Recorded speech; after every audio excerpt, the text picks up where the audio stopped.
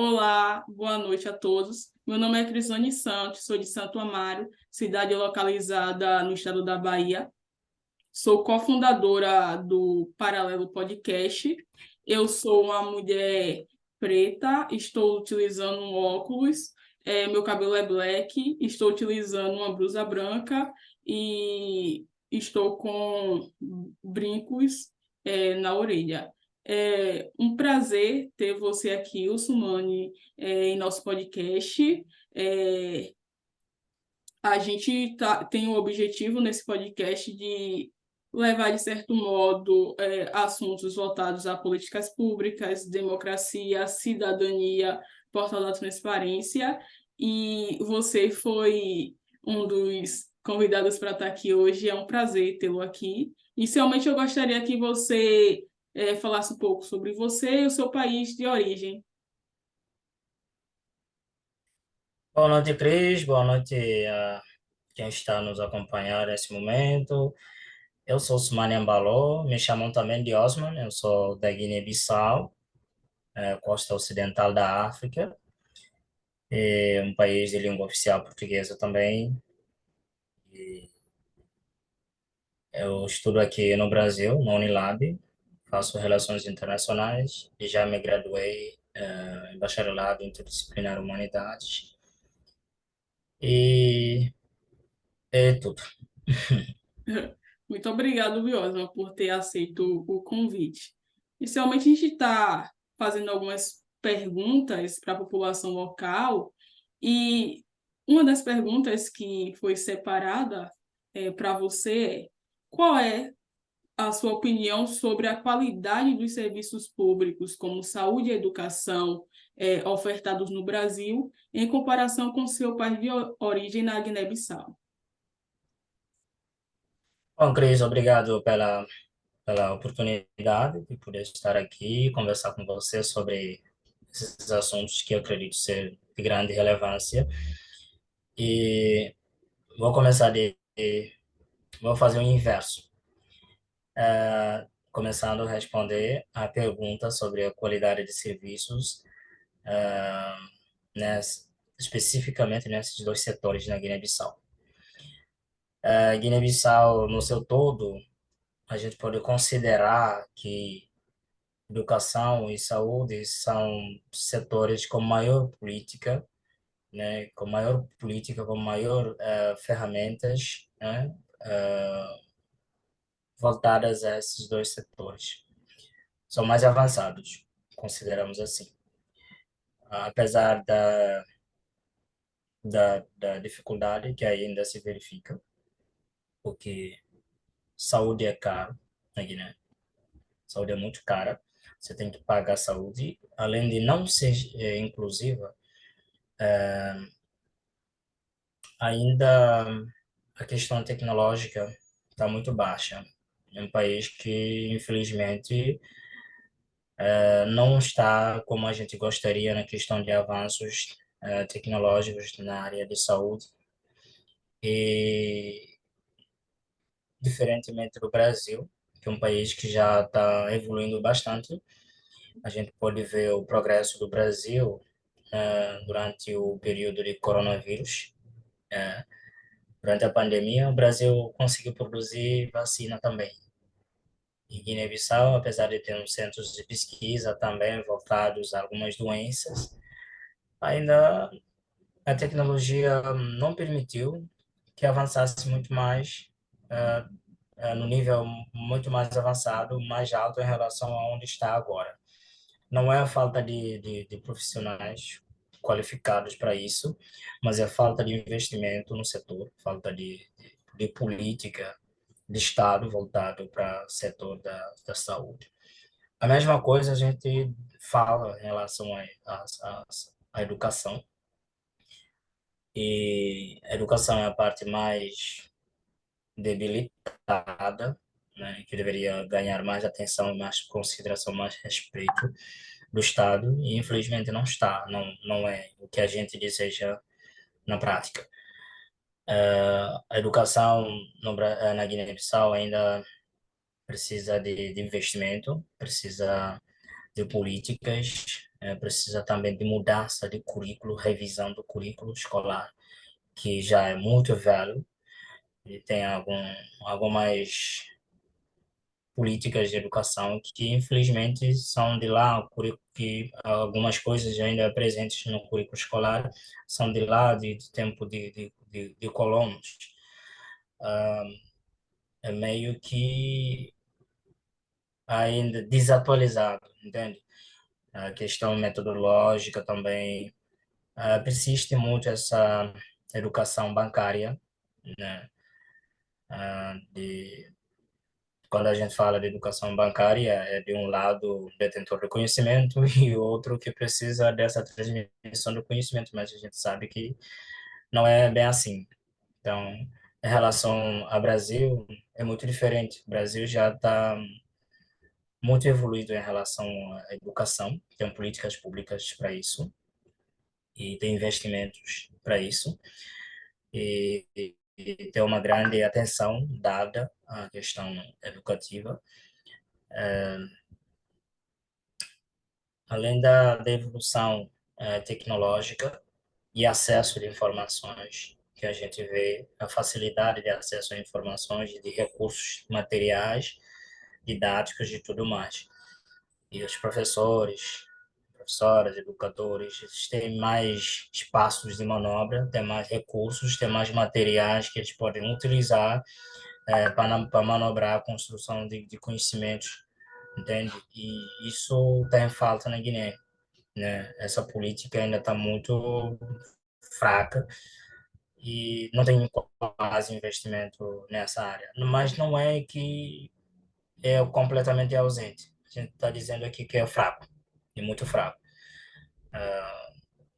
Porque assim, a gente pode considerar que tem escolas de formação de professores, mas como é que está sendo feito essa formação? Como é que esses professores estão sendo preparados, né? Qual metodologia eles aplicam nas escolas, entende? Então, são questões que devem merecer mais atenção e em termos comparativos, não posso dizer que não é comparável, né? Mas eu também reconheço que o Brasil está muito distante da Guiné-Bissau, está muito à frente na questão de qualidade, tipo, na questão de educação, na questão de saúde, sobretudo na parte tecnológica e de políticas públicas adotadas nesses dois países, né, voltados a esses dois setores importantes na vida do ser humano. Muito interessante, Sumane, as suas explanações, justamente porque foi um dos questionamentos feitos pela a participação, né, local, essas indagações. Um questionamento que gostaria de fazer aqui é como você se envolve ou participa nas atividades políticas locais desse município aqui no Brasil, já, né, justamente trazendo essa concepção da cidadania, né, para os imigrantes aqui no Brasil. Bom, na questão política, nós, estrangeiros, temos certos limites em relação à participação política. Quando a gente fala de participação política, eu presumo que você está querendo dizer a participação política, tipo, o nosso envolvimento como africanos, como migrantes que não têm nacionalidade brasileira, que têm certos direitos limitados, e como nós participamos na questão pública. Né? Eu acho que não é exatamente a questão partidária que estamos falando aqui.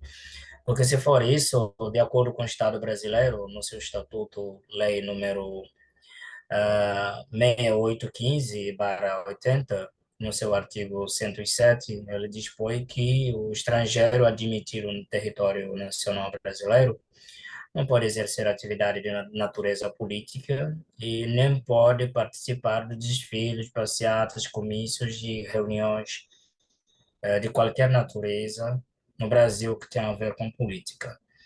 Então, o estatuto nos veda essa essa questão, e quando a gente sai dos nossos países, para você receber visto para o Brasil, você tem que assinar um termo que diz, onde você confirma que sim, concorda que não vai participar na questão política brasileira, porque a finalidade não é isso. A política nacional é para os nacionais, não para os estrangeiros. Mas, de certa forma, a gente, como estudantes, temos direito à opinião política. A gente participa, dá opinião política e tudo, conversa sobre esses assuntos e tudo mais, porque isso já não tem limitações. Qualquer estudioso pode falar da questão política de um determinado país, né? Reservando aquilo que é o direito, né, do nacional. Mas nos eventos políticos a gente participa desde que não seja uma questão partidária, né, uma afinidade com um determinado partido político, um determinado ator político que quer usar da nossa imagem para promoção política, entende? Isso daí a gente fica sempre fora. Mas nós envolvemos nos eventos que podemos ter uma participação valiosa, positiva, de contribuir para a construção e desenvolvimento de conhecimentos e vivência, partilhar e aproveitar os conhecimentos que ali são possíveis nesses espaços, tipo nas conferências, a gente pode participar, alguns eventos locais, atividades culturais, atividades esportivas, de tudo, isso já a gente se envolve normalmente. Sim, e a gente já, inclusive, recentemente eu fiz uma solicitação, tipo uma provocação à autoridade local do São Francisco do Conde, que eles podem contar com a gente como estrangeiros, mas não como apenas estrangeiros africanos que vivem na Unilab, mas como acadêmicos, como produtores de conhecimento, como pessoas munidas de ferramentas de conhecimento, de informações que podem contribuir, de certa forma, para o da desenvolvimento do município e, de certa forma, formular opiniões importantes, né, para o Brasil, né, porque a gente estuda para isso e o nosso conhecimento não serve apenas para os nossos países, serve para qualquer lugar que a gente estiver, qualquer sociedade do mundo. Isso às vezes tem sido um pouco difícil, porque a nossa participação tem sido um pouco difícil, porque não podemos ignorar que ainda existe aquele preconceito de ver o africano como inferior, como o incompetente, como o que veio de um lugar que não tem conhecimento, de um lugar que não tem informação, de um lugar atrasado, de um território, de um povo, de uma sociedade, de pessoas atrasadas, entende? Tem isso. Então, isso nos dificulta, de certa forma, participar de alguns eventos políticos, ou públicos, neste caso. É isso. Excelente indagação, o Sumone. Outra pergunta é: que desafio ou barreiras você enfrentou ou se vem enfrentando para acessar os serviços públicos ofertados no Brasil? Alguns serviços públicos no Brasil são acessíveis para os africanos, para os estrangeiros, nesse caso. Ah, Falando aqui especificamente dos estrangeiros que vieram do continente africano, que é inferiorizado. De certa forma, a gente sofre mais discriminação daqui, pessoas que veio de outro continente que é considerado o continente do mundo, o centro do mundo, né? Eu posso considerar como acessível algumas políticas, sobretudo de saúde. Quando você chega, você é atendido, né? Atendido e tratado bem, como apesar de estrangeiro, você é tratado como nacional. Você ganha esse respeito, essa consideração e tudo mais. O que a gente pode ver também como barreiras que às vezes nos impedem de certas coisas, certos serviços, é que você aqui como estrangeiro, antes de ter um CPF, você pode estar portando uma doença, um problema de saúde muito sério. você não é atendido antes de ter o seu CPF. Então, isso nos leva a entender que não tem políticas específicas para nós como seres humanos.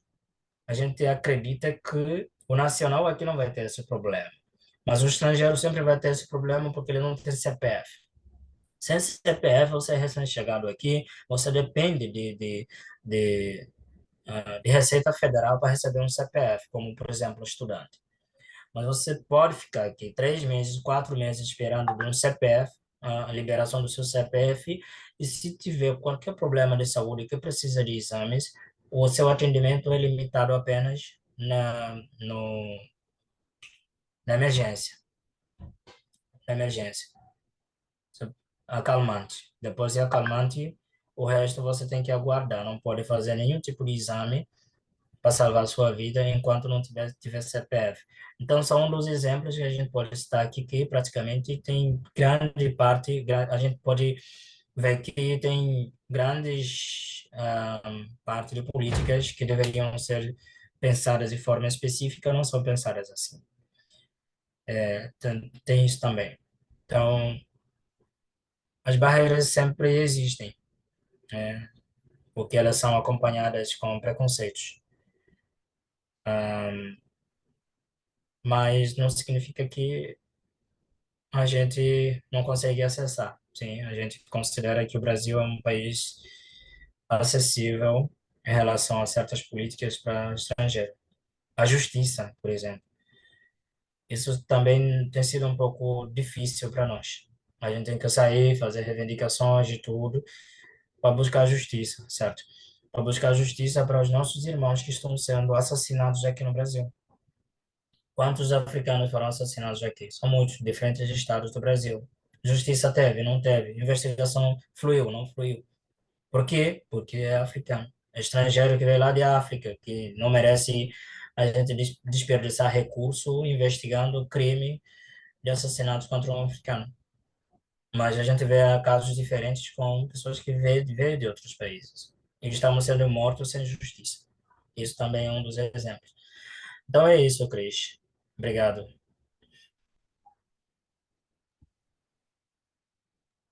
Muito obrigado, Sumane, pela sua participação aqui. Antes de encerrar, temos mais uma pergunta que acabou aqui de ser feita.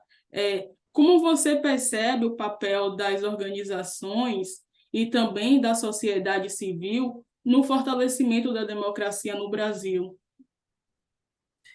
Bom, Cris, essa questão é muito importante. Eu acredito que se a gente voltar para a história daquilo que a gente viu, os debates sobre o papel da sociedade civil, das organizações, das associações, dos movimentos sociais no Brasil, é histórico. E a presença de movimentos sociais, organizações, é histórico no Brasil. Porque a democratização do Brasil e teve papel principal, tipo, primordial, dos movimentos sociais. Lembrando lá, desde mais ou menos 1930, começou um pouco de surgimentos dessas organizações, mas que teve o seu, que fluiu mais nos anos de 1977 a 1985, que teve uma grande boom de organizações, de associações, movimentos sociais no Brasil que exigiram a democratização do país.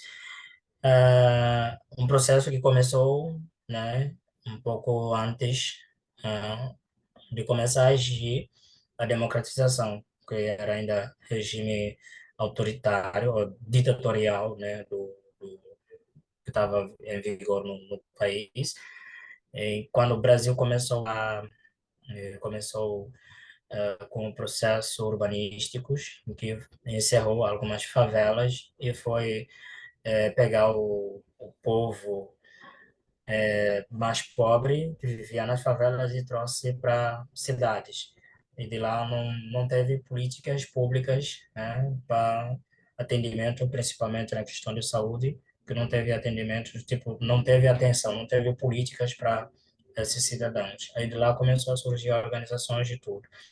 E essas organizações nunca deixaram, desde lá até agora, de fazer o seu papel para a democratização e manutenção da democracia no Brasil. A gente vê as mobilizações que acontecem, as reivindicações que acontecem, exigências e tudo mais. E então eu considero que a sociedade civil é um braço mais forte na questão de democratização e fortalecimento da democracia no Brasil. O que é ser guineense no Brasil, em uma palavra, para a gente encerrar esse podcast de hoje, no caso, esse episódio. Eu acho que em vez de falar de ser guineense no Brasil, eu falaria ser africano no Brasil. Ser africano porque a gente é visto como africano, não é visto como guineense. Então, ser africano no Brasil é resistência, coragem. Muito obrigado, Sumane. É um Nada, Cris, prazer obrigado. Eu poder que agradeço. ter você aqui nesse episódio de hoje, justamente trazendo, né, a democratização desses espaços, entender o funcionamento das políticas públicas no Brasil, para vocês imigrantes. Muito obrigada. Nada, Cris, obrigado, eu que agradeço.